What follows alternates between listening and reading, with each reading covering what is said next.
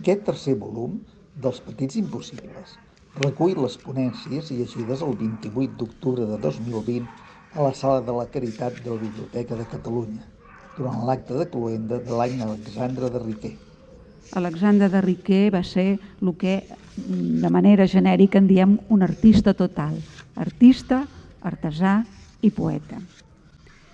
Les al·lusions a la pàtria, tant al cant d'Excalibur com al sonet, denoten el catalanisme tradicionalista de Riquer, que a més estava fortament impregnat de religiositat i conservadorisme.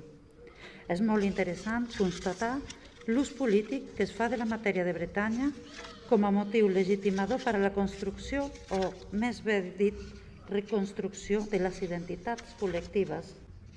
És potser per això que Alexandre de Riquer titula Aquelarre, el cant desè, perquè és conscient que el seu poema pertany al misteri d'allò transcendent i, per tant, és el terreny de la dissidència, fora de l'oficialitat. Llegiré un escrit, un text, que és obra de la bibliotecària Montserrat Prat i Serra, qui excusa la seva presència i saluda fraternalment a tots els presents, també a totes les divinitats no mencionades i les coses no mencionades, perquè hi són, malgrat tot. L'escrit aquest forma part de la bibliografia que ha elaborat expressament a l'entorn del poema del Bosc i que serà lliurada convenientment a Teresa Costa Gramunt, comissària de l'any del centenari del traspàs d'Alexandre de Riquer. Ça va bien? Sí? És correcte?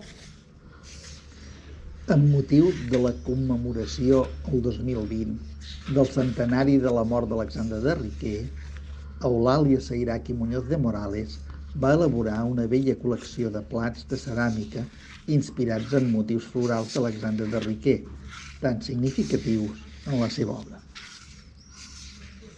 Aquests llibres artesanals són una iniciativa de Produccions Impossibles. Més informació a impossibles.cat.